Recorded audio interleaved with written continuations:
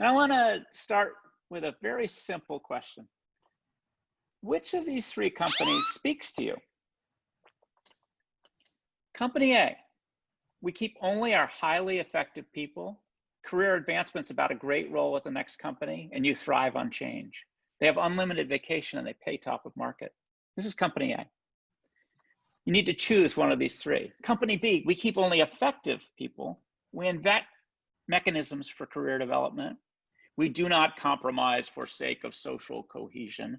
We avoid rules and we embrace frugality. That's company B. Company C, we make big, bold bets. Sometimes we fail, but failure makes us smarter. We ensure people of diverse backgrounds feel welcome. We value ideas over hierarchy. We work tirelessly to earn our customers' trust, and we do the right thing, period. So here's a quick little summary, but I need you to commit to one of these three choices. This is company A, this is company B, and this is company C.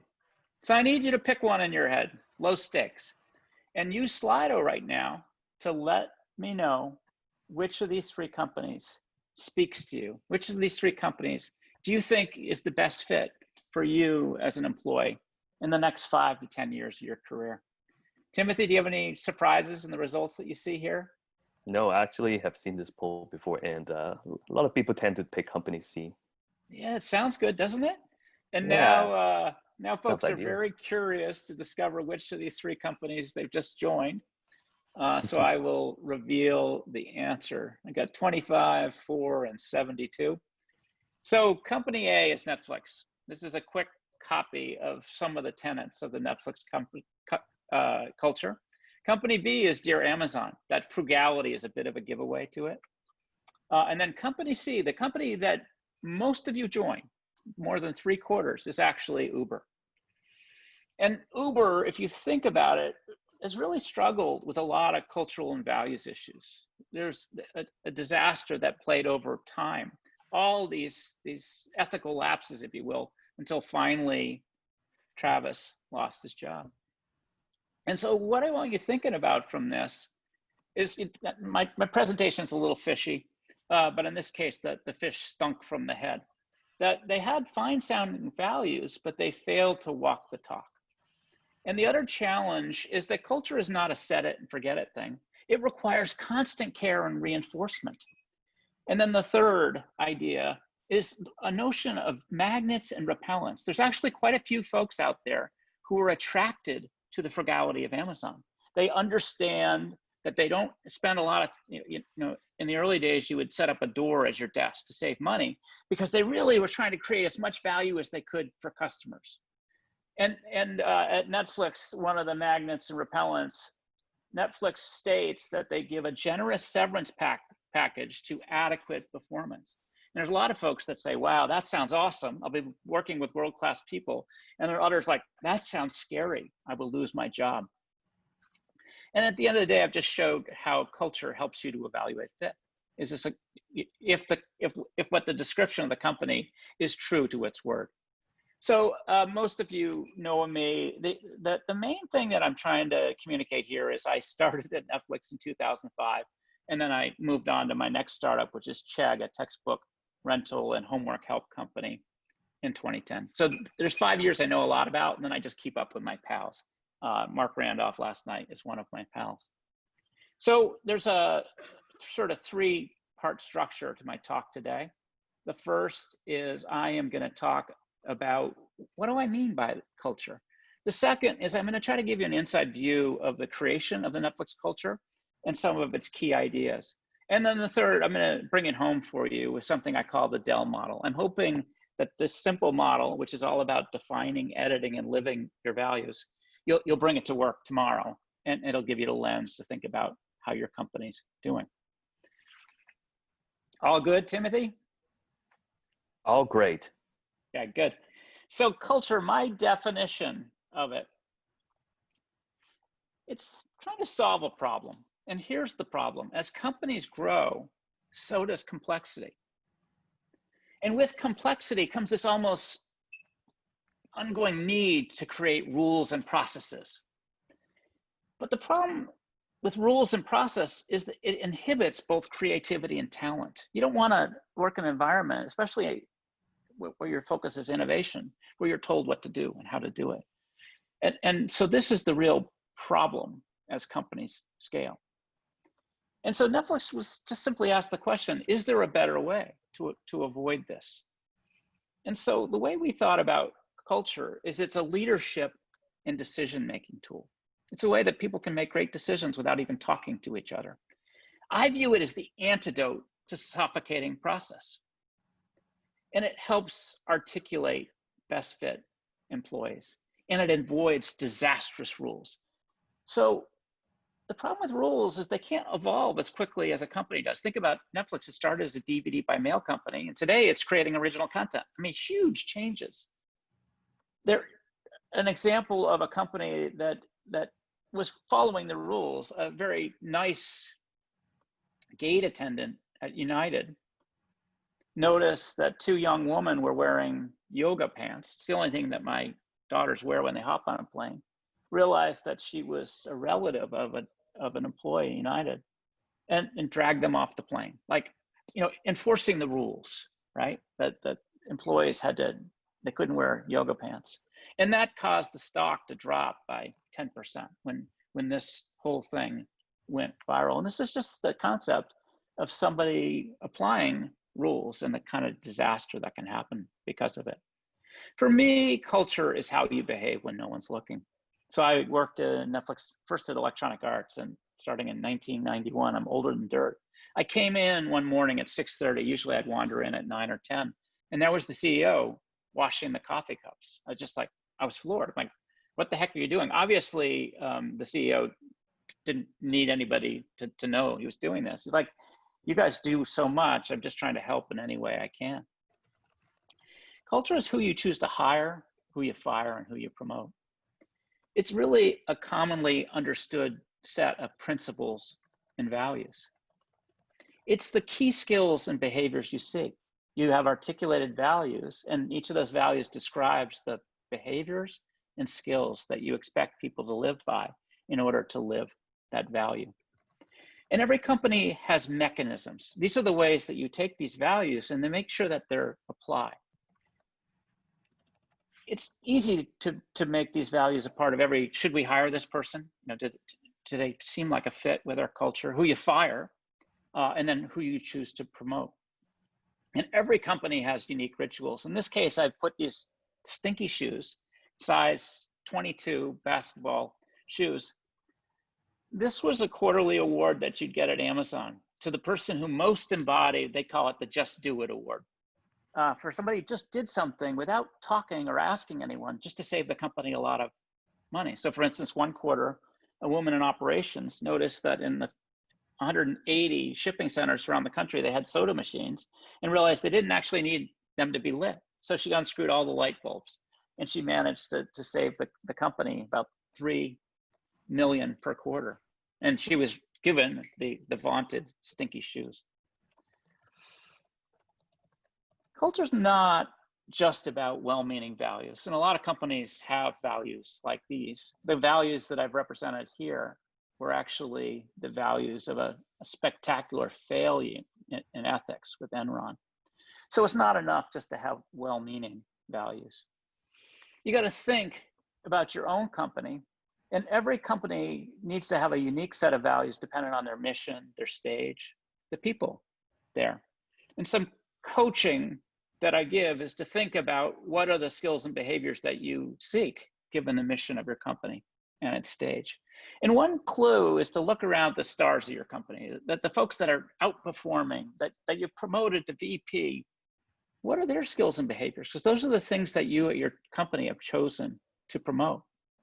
And then of course, for all of us, it's our actions, what we choose to do when no one is looking. And these are the clues to what is the unique characteristics of your company. And whatever you do, don't copy and paste Netflix's culture. To figure out your unique culture, you got to make some hard choices. So I got a couple of them for you. Do you want to be a family company where you can't let go of a family member, or sort of a club team or a professional team Or at the high end of this is what Netflix aspires today, a dream team. Their aspiration is that they have the best person on the face of the earth in every role. I worked at Netflix as it was going from pro to dream team. And then my next startup was called Chegg. And we embraced this family. A very different company, different values, different mission. And the question that where you want to live on this continuum is about, what does loyalty mean? At Netflix, there's no expectation you'll stay with the company long or the company will have you. At Netflix, there is no notion of career development. It openly says that your career development is the next great role at your next company. And in the values of Amazon, you saw that they actually think about career development there. The next hard choice is control versus freedom. So think about this. Boeing has a high need for control because if a plane falls out of the sky, you have a disaster. Whereas Netflix is at the other end of the scale. They believe in freedom because if you end up watching a sucky movie, that's not really the worst thing in the world that could happen. And then the next question is, how open are you with information within the company versus secretive? In all of these scales, there's no right or wrong answer. The question is, where do you want to be on these scales? So for instance, a wonderfully successful company, Apple, is incredibly secretive. They think it's really bad, if anybody could get a whiff of their future hardware designs in advance.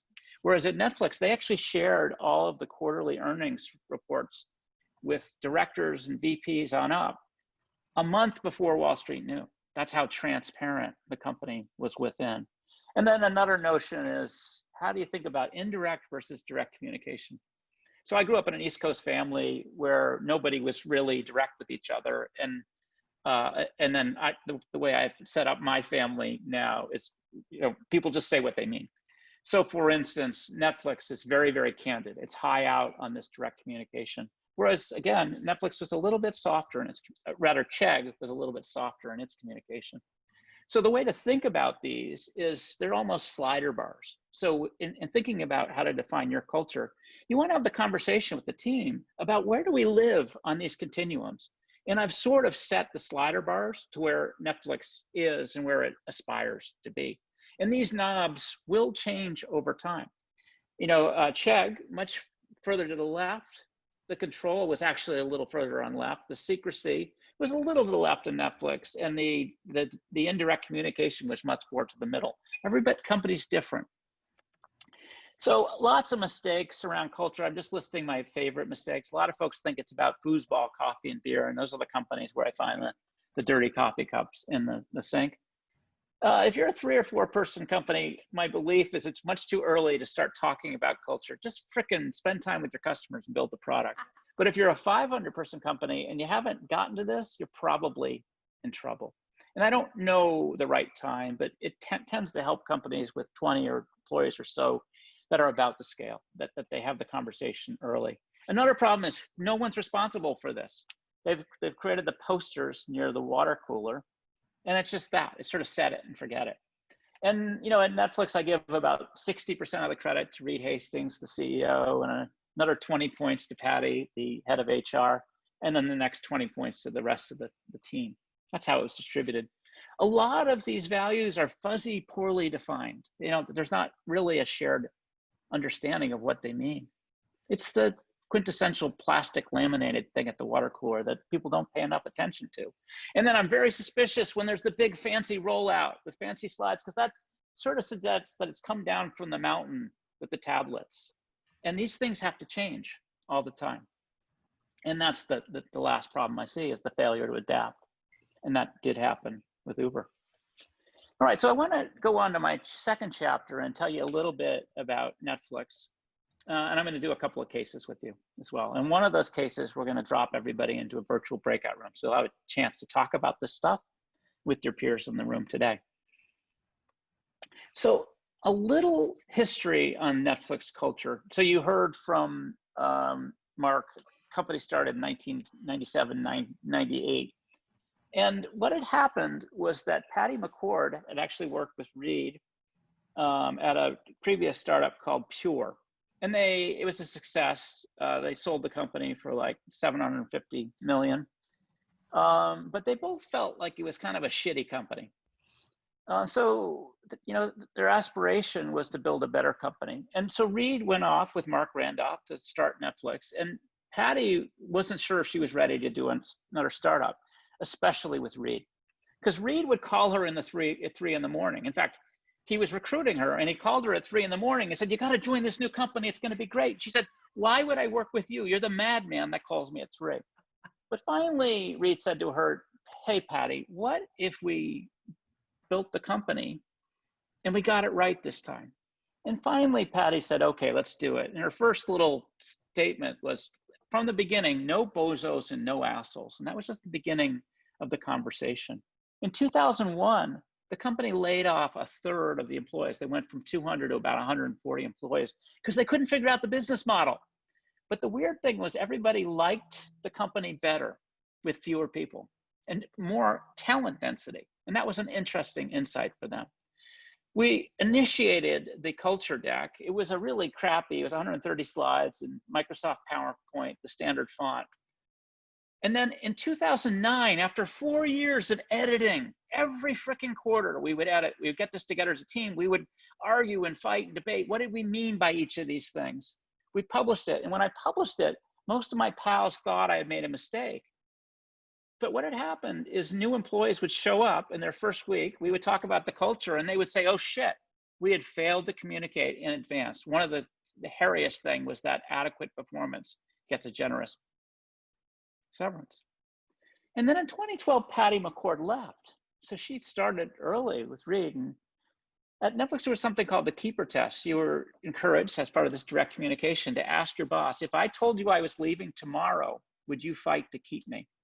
And Patty had that conversation with her boss, Reed Hastings, and they realized that she was no longer it, that she didn't have enough international expansion, and Reed concluded he could do better. So she left the company. It was very public.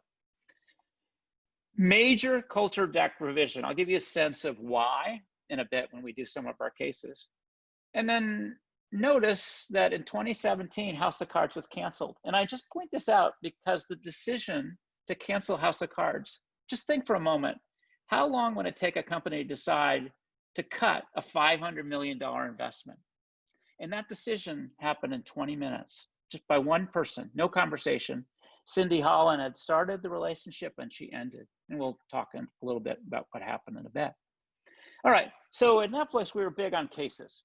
And we loved cases because it's a great way to challenge a team's thinking and to force uncomfortable conversations. And we would make up these cases. And I'm going to give you some real cases in a minute. But at the end of the day, it would help build alignment. What would you do if? Netflix had actually role-played the issues that got to why House of Cards was canceled. So, and most of these cases were around, would you hire, fire, or do nothing? Hire, fire, reprimand. Would you promote?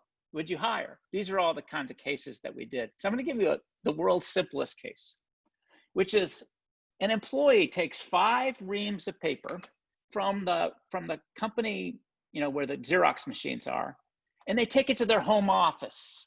They do it late at night, midnight, and somebody noticed them, loading it in their car. And the question is, do you say nothing to the employee? Would you reprimand? And my meaning for reprimand was say, "Hey, I want to talk about this because if this kind of behavior continues, you might find yourself in a place where we no longer want to keep you with the company." And then the more severe is you'd fire the person. So this is the world's simplest case. Where do you fall on this one, Timothy? Get ready, Vanity, too. Reprimand. Okay. And Vanity, where were you on this one?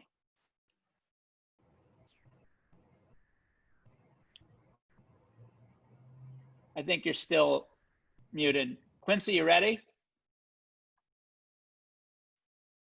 Oh, you're muted as well.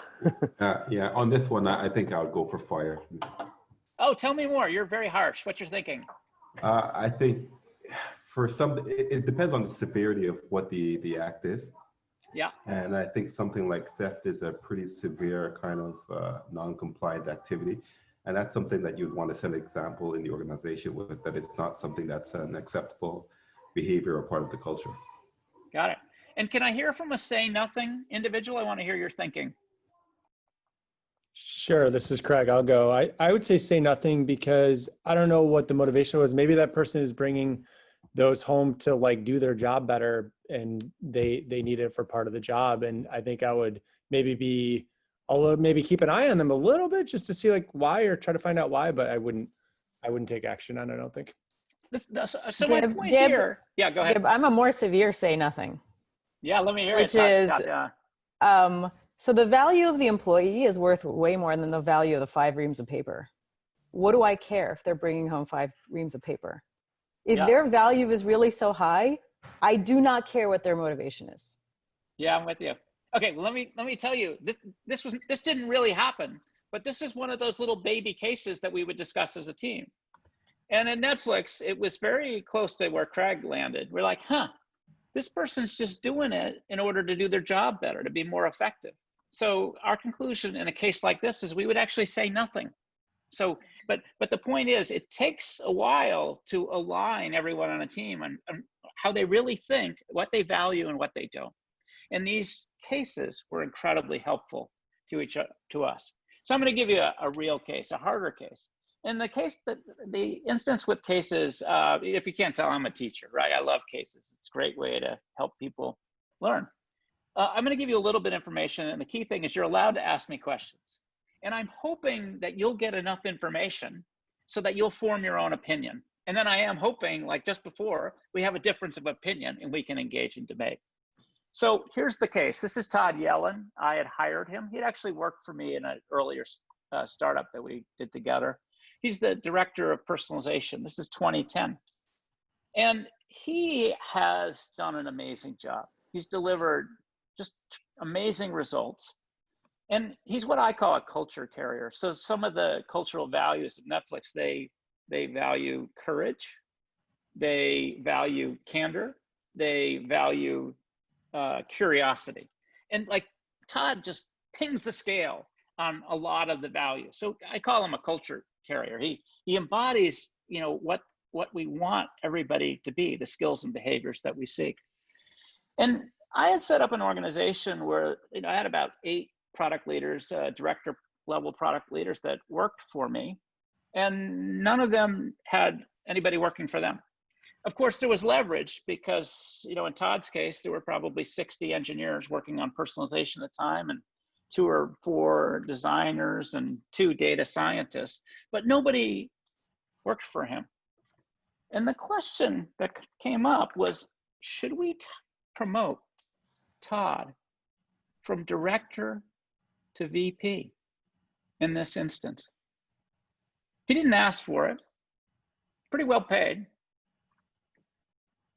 This is the case. Do we do nothing or do we promote Todd? That's the question. Do you guys have any questions of me?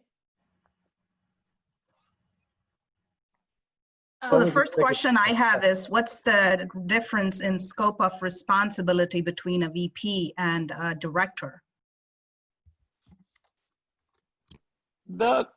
It's very hard to define, Vanity. The way I think about it is this leadership in personalization, is it a VP worthy role? Is personalization important enough to the company that we might consider having a VP level product leader? That's the way I thought about it. Okay. Well, can I ask a question, Gib? Yeah, go for it. What were the results? And at what level did it impact the company? Yeah. I think most of you understand that Netflix is a unique experience for all of us from a personalization point of view. His proxy metric was the percentage of new members who rated at least 50 things in their first 2 months with the service. That metric went from 2% at launch all the way up to 30%. We hadn't proven as yet that personalization improved retention, but that's now understood. And that's my clearest way of describing the results that he was achieving. Other questions? Go ahead. Good question. Why didn't he have any reports? That's like that's a fascinating question. Yeah. Yeah. Nice to see you, Fazal. Okay. a couple things. First, I believe in this very leveraged model. To my point of view, humans bring a lot of, like, oh, you got to communicate like crazy, right? Oh, humans.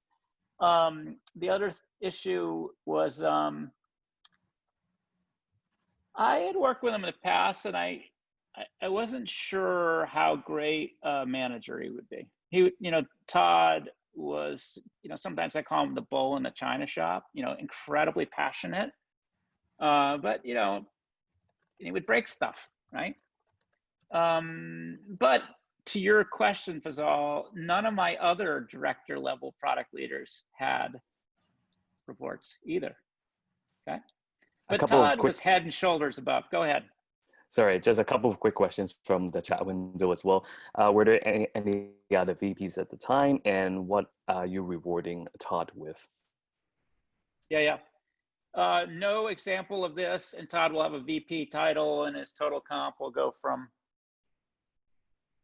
300 to 400 at the time. So sounds good. All right, I've given enough of a conversation, and so I just want to know what folks think. Would you promote or not promote Todd? And again, I'm taking the data using Slido. So just hold up your phone, and the QR code will do its magic. Any surprises for you, Timothy? Yeah, because I would feel that a lot of people are gonna pick promote based on the culture we've seen Netflix, but that's just me, and I've also seen this poll a couple of times. So, Fazal, where did you land? I picked promote. I think the not having direct reports, which was a red flag for me. In that case, is I believe if people are performing, you should reward them. Yeah. Vanity, where did you end up? Not promote, because as a product leader, I always imagine myself to be the janitor of the company. So titles don't matter at the end of the day. I don't care what my title is. So if he didn't care, I didn't care. Okay, so this is amazing. So, this is the value of cases. And imagine you're on a team where this debate happens, and then it indicates what you really believe in. So I'll tell you what happened. We chose to promote him. And here was the takeaway. So Todd is the VP of product. He had launched Bandersnatch, which is cool. The basic thinking was, this is a VP worthy role. We should make that level of investment in it. And we were trying to encourage this lean organization. Remember when the company laid off a third of the folks, and with fewer people, it just felt kind of cool. And we were trying to make it so people didn't feel they had to build empires in order to be promoted. And this was celebrated. If you want to be promoted to VP, you should behave with the skills and behaviors of a Todd Yellen. It was just incredibly exciting, and it's worked out. Todd continues to be there. This is Bandersnatch winning an Oscar 2 years ago, which is pretty cool. So the Netflix culture, the way we got to it is, I call it first principle thinking. We didn't copy anything. Like, companies have, confidential compensation. You're not supposed to know everybody else's. Companies have 2 weeks per year severance. There's a notion of loyalty. They track vacation. They have lots of required processes. And we asked ourselves, okay, why? Why do we do this? And we didn't really believe in best practices, because those companies are different. And if you're inventing the future, you can't do what everybody else does. And so the outcome on each of these, as few rules as possible. We just believed in talent density. We went to unlimited vacation. It's fully formed adults. You can make your own judgment. We actually opened up the compensation. So if you were a director or VP or above, you knew how much everybody in the building was making. We believed in generous severance. So if you join tomorrow, and you are fired the next day, you'll get 4 months of severance. You can go to the jobs page. It just outlines this. And the idea of loyalty was, Patty was delighted. She had helped create this great company to be from. And it didn't bum her out that much that after 15 years, she was no longer with the company. So that's the idea of the first principle thinking. And the mechanisms that we had to bring these values to life. I edited the culture deck for 16 quarters, okay? I was missing one of these quarterly meetings to edit it, and because I was going to be in Austria with my family biking, and Reed called me to say he needed my edits. I'm like, I had edited it 16 times before. And I realized that it was just getting everybody into the weeds of this on a quarterly basis. That was one of the ways that we really understood the values. We did lots of cases in role playing, just the way I've described. And then it was all about setting context. I created this quarterly product strategy meeting that set the context of strategy, but also helped the leaders to understand these skills and behaviors. And then we had lots of different ways to reinforce culture. In my first 2 weeks of work, I suggested that we do what it did at Electronic Arts. We gave a quarterly award to everybody who embodied one of those values. And Barry McCarthy, a curmudgeonly CFO and a neat guy, said, quarterly awards, that's the frickin' stupidest idea I've ever heard. We're a pro team, Gib. We don't need awards for doing our jobs. And my point is, every company has different mechanisms depending on where you are on all these hard choices. And so the culture deck, we published it really so people understood in advance what they were getting into. It turned out to be our #1 recruiting tactic because people who were working in finance in New York suddenly understood what we were doing was cool. We did very generous severance. We made it easy to let a person go if they weren't the right fit. And we aspired to this idea of a star in every position. The development was continuous feedback and this notion of radical candor. And then in terms of promotion, there had to be a VP job available, or you could have a great role at the next company. My great next role was to become the chief product officer at Chegg, right? Folks were totally delighted by that.